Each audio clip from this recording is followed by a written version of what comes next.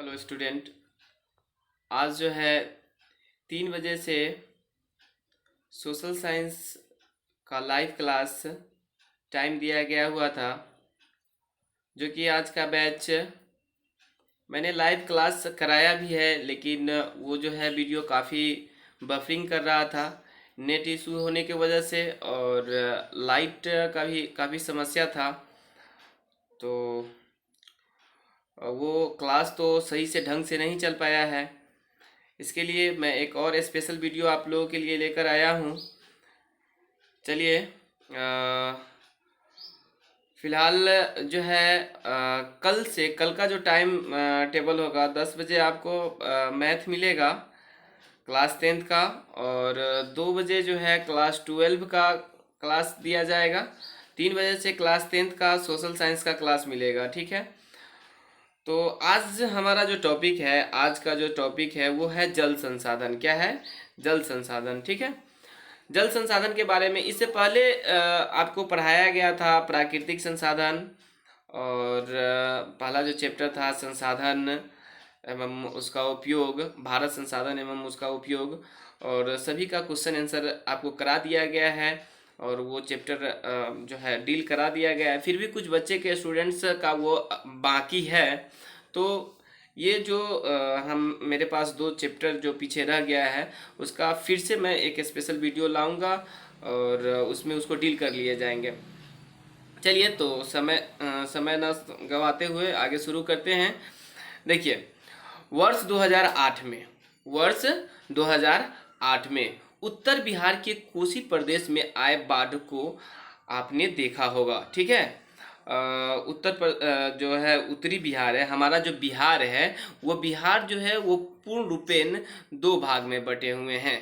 एक भाग है उत्तरी बिहार और दूसरा भाग है दक्षिणी बिहार। ये हो गया, मान लेते हैं ये दक्षिणी बिहार है, तो ये उत्तरी बिहार है। यानी मानो कि ये गंगा नदी है, और गंगा नदी के इस साइड से जो भाग हो गया ये उत्तरी बिहार हो गया, जिसमें हम लोग रहते हैं। मतलब सीतामढ़ी डिस्ट्रिक्ट हो गया, या मुजफ्फरपुर हो गया, शिवहर हो गया, पूर्वी चंपारण, पश्चिमी चंपारण, मधुबनी वगैरह, ये सब जो आते हैं, यह सब के सब पूर्वी चंपारण, मतलब ये सब के सब जो है वो उत्तरी बिहार में पड़ता है। जबकि ये सब जो नालंदा वगैरह गया है, ये सब दक्षिणी बिहार में पड़ते हैं, पटना के उस साइड। तो बिहार जो हमारा है, यह उत्तरी बिहार जो है वह हमेशा बाढ़ से परेशान रहता है, जबकि दक्षिणी बिहार जो है वह हमेशा सुखाड़ से परेशान रहता है। क्यों? अब इसका एक कारण है। इसका कारण क्या है कि माना कि यह अगर हिमालय है, ये अगर हिमालय पर्वत है, तो क्या है कि हिमालय से आने वाली जितनी भी नदियां हैं, हिमालय से आने वाली जो नदियां हैं, वह क्या करती है कि ये उत्तर से आती है, और ये सभी की सभी नदियां जो है, मतलब कुछ नदियां सहायक नदियां हैं, कुछ नदियां जो है मतलब मुख्य नदियां हैं, जैसे गंगा हो गया, ब्रह्मपुत्रा हो गया, ये सब है ना, और इसकी कई सारी सहायक नदियां हैं। इन नदियों द्वारा क्या होता है, हर साल बाढ़ लाया जाता है, और बाढ़ से क्या होता है, बाढ़ से जो है हमेशा ये क्षेत्र जो है परेशान रहता है। ठीक है, चलिए, तो वर्ष 2008 में यही हुआ था कि कोसी जो नदी है, उस कोसी नदी में बाढ़ आया। ठीक है, और बाढ़ आने से क्या हुआ कि मतलब इतना भयानक बाढ़ आया था, इतना भयानक बाढ़ आया था, जो काफ़ी प्रलयकारी बाढ़ था, जिसमें जान माल की काफ़ी क्षति हुई थी उत्तरी बिहार में। ठीक है, मैं आपको इसका थोड़ा सा फोटो दिखाना चाहता हूँ। आप देखिए, ये पिक मैंने ये लिया हूँ, ये देखिए, ये आप जो देख रहे हैं, यह जो है आपको जो दिख रहा है, यह कोसी नदी हो गया। ठीक है, ये कोसी नदी हो गया, और इस पे जो है ना ये डैम पुल बना हुआ है। बिहार का इस नदी को शोक कहा जाता है, ये कोसी नदी है। ठीक है, अब देखिए, ये हमारा जो कोसी नदी है, आगे हम कुछ और आपको दिखाते हैं। देखिए, ये देखिए, ये देखिए, जब बाढ़ आता है तो उस कंडीशन में क्या होता है, यहाँ उत्तरी क्षेत्र में पूरे गांव का गांव दह जाता है, पूरे गांव तबाह हो जाता है, काफ़ी जान माल की क्षति होती है। अब देखिए, एक सीन हम और दिखाते हैं, ये देखिए। ठीक है, ये देखिए, आप ये जो सीन देख रहे हैं, इसमें एक बूढ़ा है। ये बूढ़ा क्या कर रहा है, यानी इतना बाढ़ का ये है प्रलय आ चुका है, इतना बाढ़ तांडव मचा चुका हुआ है कि ये बूढ़ा आदमी जो है अपने मवेशी को लेकर जा रहा है प्रवेश आगे की ओर, और इसे गर्दन तक पानी पहुंच चुका हुआ है। आप देख रहे हैं। चलिए, तो इस तरह से बिहार का जो उत्तरी क्षेत्र है, वो उत्तरी क्षेत्र हमेशा से बाढ़ से परेशान रहा है। ठीक है। चलिए, जो हमारे लिए जल है, जल जो हमारे लिए क्या है, जल संसाधन है। आपको पिछले क्लास में हम बताए हुए थे कि संसाधन क्या है। दुनिया की वह सारी चीजें जिसका हम उपयोग करते हैं, वह सब के सब क्या कहलाता है, संसाधन कहलाता है। दुनिया की वह सभी चीजें जिसका हम लोग क्या करते हैं, उपयोग करते हैं, या मतलब दुनिया की वह सभी वस्तुएं जो मानवीय आवश्यकताओं को पूर्ति करता है, वो सभी के सभी क्या कहलाते हैं, संसाधन कहलाते हैं। वो सभी के सभी क्या कहलाते हैं, संसाधन कहलाते हैं। अब यहाँ हम जब देखते हैं तो यहाँ देखिए क्या है, कहता है यह जानकर आपको काफ़ी आश्चर्य होगा, काफ़ी मतलब आपको ऐसा लगता होगा कि भाई ये जल है जो इतना मतलब जान माल को हानि पहुंचाता है, इतना तांडव मचाता है। जल जहां एक ओर प्रलय का तांडव मचाता है, तो वही दूसरी ओर जल जो क्या करता है, वह मानवीय सभ्यता को सरल और सुगम बनाने में मदद करता है। ठीक है। यही वजह है कि विश्व की लगभग सभी सभ्यताओं का विकास नदी घाटी क्षेत्र में हुआ है। यानी जहाँ नदी था, वहाँ विश्व की लगभग जितनी भी सभ्यताएं हैं, वह सभी सभ्यता जो है नदी घाटी क्षेत्र में ही हुआ है। जैसे आपको पता है सिंधु घाटी सभ्यता, मिस्र की सभ्यता, मेसोपोटामिया की सभ्यता, चीन की सभ्यता, ये सारी जो सभ्यताएं हैं, यह सभी की सभी सभ्यता जो है, यह कहीं ना कहीं नदी के किनारे बसा हुआ एक सभ्यता मिला है।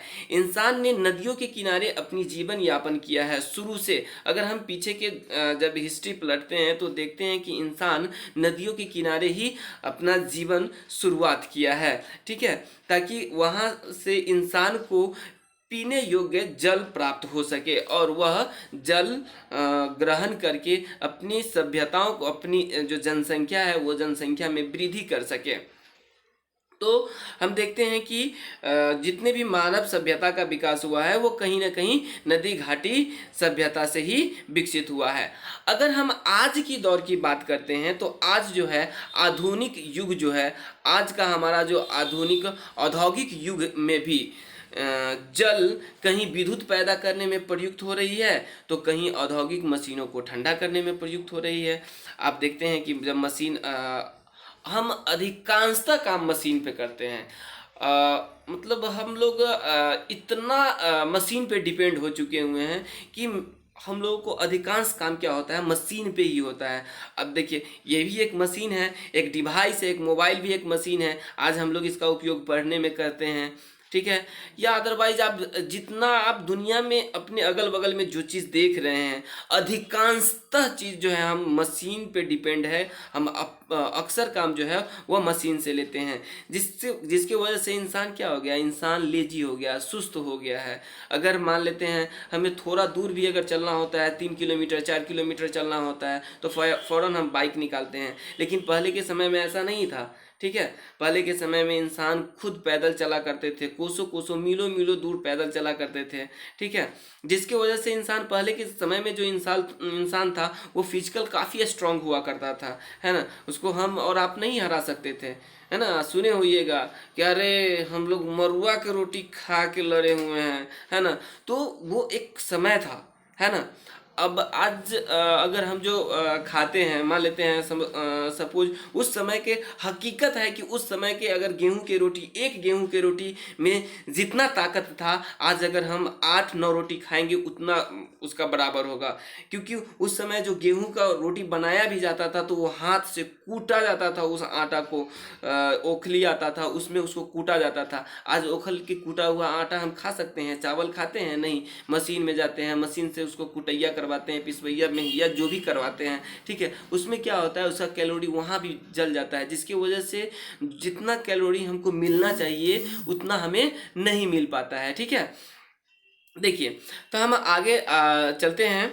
आगे क्या है, जैसा कि आपको पता है जैसा कि आपको पता है कि पृथ्वी की जो सतह है, मतलब हमारे जो पृथ्वी है, इस पृथ्वी की सतह 3/4 भाग में पृथ्वी की जो सतह है वो जल से ढका हुआ है। पृथ्वी की जो सतह है वो 3/4 में जल से ढका हुआ है। चलिए मैं अभी आपको दिखा रहा हूँ। ये हमारा क्या है कि आप देख रहे हैं, ये हमारा पृथ्वी हो गया, ठीक है, ये पृथ्वी हो गया, और ये पृथ्वी की जो है 3/4 भाग में क्या है, जल है। चलिए मैं एक और मैप ले लेता हूँ।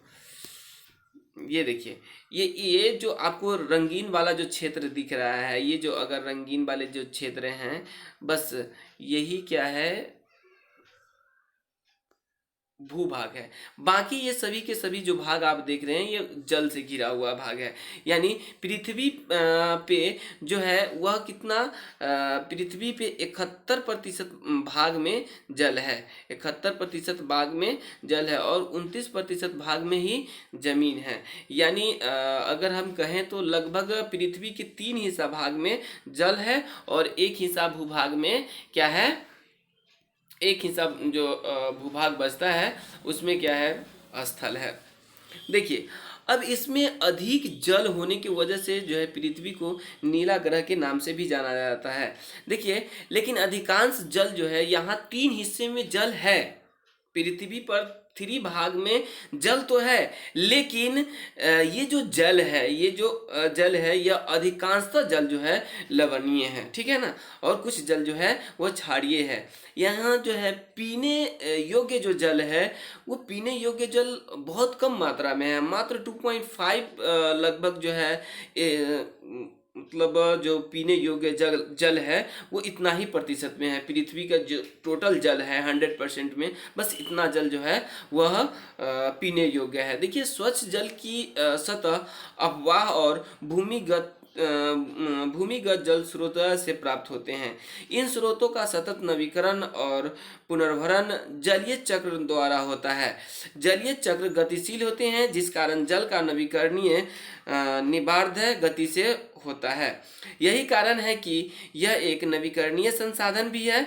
फिर भी विश्व के अनेक देश या क्षेत्र जल के प्यासे हैं। देखिए, जल जो है एक नवीकरणीय संसाधन है, फिर भी मतलब विश्व में आप देखिए, दुनिया में इतना जल होने के बावजूद भी बहुत सारे ऐसे देश हैं जो जहाँ जल नहीं है, जहाँ पीने योग्य पानी नहीं है, ठीक है। हम समुद्र की पानी को नहीं पी सकते हैं, पानी है समुद्र में लेकिन वो खारा जल है, उस जल का उपयोग हम ड्रिंकिंग वाटर में नहीं कर सकते हैं, ठीक है।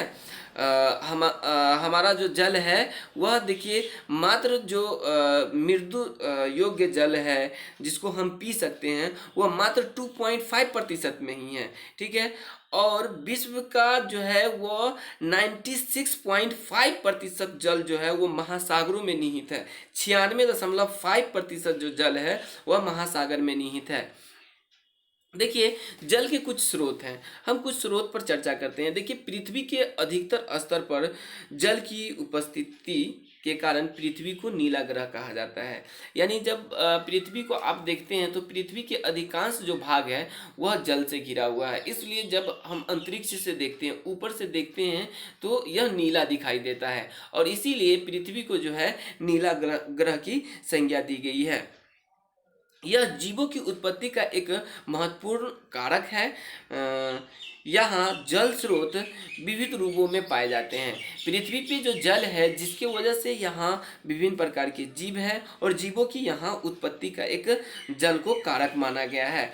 देखिए, यहाँ जो पृथ्वी पे जो जल पाए जाते हैं, यहाँ अगर हम जो जल देखते हैं तो इसमें कई तरह से जल पाए जाते हैं। एक हमारे पास है भूपृष्ठीय जल, एक है पृथ्वी के जो ऊपरी क्षेत्र पर है भूपृष्ठीय जो जल होता है वो जल, दूसरा है भूमिगत जल, पृथ्वी के अंदर जो जल होता है वो हम उस जल को हम कहेंगे भूमिगत जल। और सॉरी, ये दूसरा हो गया। तीसरा हमारा है वायुमंडलीय जल। कुछ ऐसे जल हैं जो वाष्प के रूप में वायुमंडल में चला जाता है और यह जो जल है वायुमंडलीय जल कहलाते हैं और इसको संज्ञा हम लोग वायुमंडलीय जल के रूप में देते हैं।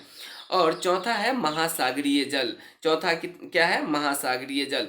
देखिए, जल के कितने स्रोत हैं? जल चार जगह से हमको प्राप्त होता है। एक भूपृष्ठीय जल, जो आप भूपृष्ठीय जल देखते हैं, नदी, पोखर, तालाब, इधर उधर जो पानी आप देखते हैं, नाला हो गया, ये सब जो भी पानी आपको मिलता है यह भूपृष्ठीय जल हो गया। भूमिगत जल, जहाँ हम देखते हैं पंपी सेट हलाते हैं, नीचे से जो मोटर के थ्रू पानी निकालते हैं या चापाकल के माध्यम से ये पानी निकाले जाते हैं, ये सभी के सभी जो जल होते हैं यह सभी जल क्या है, भूमिगत जल है। और वही जो आप देखते हैं वायुमंडलीय जो जल है, जो वाष्प के रूप में हवा में उड़ जाते हैं, हवा में रहते हैं, ये जो जल है वायुमंडलीय जल है। और अधिकांश जो है 96.5% जो जल है वह महासागर में निहित है। ठीक है, ये महासागरीय जल है। देखिए, जल को भंडार को ध्यान में रखा जाए तो महासागर सबसे बड़े जल संग्रहण केंद्र होते हैं। अगर हम जल की बात करते हैं तो महासागर जो है वह, महासागर को अगर हम देखें तो महासागर जल को संग्रह करने में सबसे बड़ा अगर कोई केंद्र होता है तो वो महासागर होता है। इसी कारण से इसे जल संधि की संज्ञा दी जाती है। महासागर को यही कारण है कि जल संधि की संज्ञा दी जाती है। जल संधि की संज्ञा महासागर की किस लिए दी जाती है? क्योंकि सबसे अधिक जल जो है महासागर में निहित है। ठीक है, अब देखिए अगला जो हमारा ये है, हमारे जीवन में भूपृष्ठीय और भूमिगत जल की प्रत्यक्ष उपयोग होता है। मतलब हम अपने दैनिक जीवन में जो है जो भूमिगत जल है या भूपृष्ठीय जल है उसका हम जो है प्रत्यक्ष रूप से उपयोग करते हैं। नदी हो गया या पोखर का हो गया, ये झरना का हो गया, ताल का हो गया, ये सब जो या नाली का ही जल हो गया, ये जो जल है इस जल का उपयोग हम अपने दैनिक जीवन में करते हैं। इस जल का उपयोग हम अपने दैनिक जीवन में कैसे करते हैं? तो इस जल का उपयोग हम अपने दैनिक जीवन में सिंचाई के रूप में करते हैं। ठीक है, सिंचाई के रूप में किया जाता है। कृषि में मतलब जो अधिक उत्पादन करने के लिए हम इस जल का उपयोग जो है सिंचाई के रूप में करते हैं। उसके बाद भूमिगत जो जल है वो भूमिगत जल का उपयोग भी सिंचाई के रूप में किया जाता है, ड्रिंकिंग वाटर के रूप में किया जाता है। ठीक है, यह सारे रूप में जो है ये अपने दैनिक जीवन में हम लोग खास करके करते हैं, भूपृष्ठीय जल के और भूमिगत जल के। ठीक है, कौन कौन से जल के? भूपृष्ठीय जल के और भूमिगत जल के। आपने भूपृष्ठीय जल को समझ चुका है, मैं फिर एक बार चर्चा कर देता हूँ। भूपृष्ठीय जल, देखिए धारा तल पर भूपृष्ठीय जल का मूल स्रोत वर्षा है। ठीक है, वर्षा की जो होता है ना, वर्षा की वजह से क्या होता है कि नदी, नाला, पोखर वगैरह वगैरह में जल जमा हो जाते हैं। ठीक है, और यही जो जल जमा हो जाते हैं यही जल जो है भूपृष्ठीय जल कहलाते हैं, या इसको हम धारा तलीय जल भी कहते हैं। इसे हम क्या कहते हैं? धारा तलीय जल भी कहते हैं। अब वही जो वर्षा का जो जल होता है या नदी हो गया या पोखर हो गया या झील हो गया, ताल हो गया वगैरह, ये सब में जो जल जमाव हो जाते हैं, इस जल जमाव में क्या होता है कि यह जो है धारा तलीय छिद्रों द्वारा यानी रिसा कर जो भूमि है ना उससे रिसाते हुए यह सभी के सभी जल जो है नीचे एक कठोर शैल पत्थर का जो आवरण होता है, शैलीय आवरण होता है, उस पर जाकर यह जल जो होता है वो जम जाता है नीचे, पृथ्वी के अंदर नीचे जाकर ये क्या कर जाते हैं? जम जाते हैं। ठीक है, और वहाँ जो है यह एक भंडार के रूप में संचित हो जाते हैं, और इस प्रकार के जल को हम लोग क्या कहते हैं? भूमिगत जल कहते हैं या भूगर्भ जल कहते हैं। ठीक है, चलिए हम जरा इसका भूमिगत जल देखिए, ये पृष्ठीय जल हो गया। अभी हम आपको ये जो दिखा रहे हैं ये कुआं है। ठीक है, ये अगर हम देख रहे हैं तो ये मतलब ऊपर झरना हो गया। ठीक है, सॉरी ताल हो गया, तो आप नहर, नदी देख रहे हैं। ये सब जो है हमारा जो जल है ये भूपृष्ठीय जल है। अब उसी में अगर हम भूमिगत जल की बात करते हैं तो ये देखिए मतलब जब वर्षा होती है, अब देख क्या रहे हैं कि वर्षा होती है तो वर्षा के जो बूंदे हैं यह सभी क्या करता है? नदी से रिसाते हुए एक नीचे लेयर बना लेता है और नीचे जाकर एकत्रित हो जाता है, और यही क्या कहलाता है, भूमिगत जल कहलाते हैं। ठीक है, ये सभी के सभी क्या कहलाते हैं, भूमिगत जल कहलाते हैं। चलिए अब देखिए, ये भूमिगत जल का आप एक एग्जाम्पल देख रहे हैं, उदाहरण देख रहे हैं कि नीचे से जो है वो पंपिंग सेट के माध्यम से क्या कर रहा है, सिंचाई के रूप में भूमिगत जल का उपयोग किया जा रहा है। ठीक है, तो आपने क्या देखा है कि हम लोगों ने भूमिगत जल का उपयोग इस हिसाब से करते हैं। अब हमारे पास है जल संसाधन का वितरण। ठीक है, जल संसाधन का वितरण यानी जो जल का संसाधन है उसका वितरण किस हिसाब से किया गया है, तो इससे जो है हम लोग कल के क्लास में डिस्कस करेंगे। फिलहाल आपको वीडियो कैसा लगा? यदि आपको वीडियो अच्छा लगा तो सभी दोस्तों के बीच में वीडियो को शेयर कीजिए, और आप हमारे चैनल पे नए हैं तो चैनल को सब्सक्राइब कीजिए और बेल आइकन को भी दबा लीजिए ताकि आपको नोटिफिकेशन सबसे पहले मिल सके। चलिए ठीक है, ओके।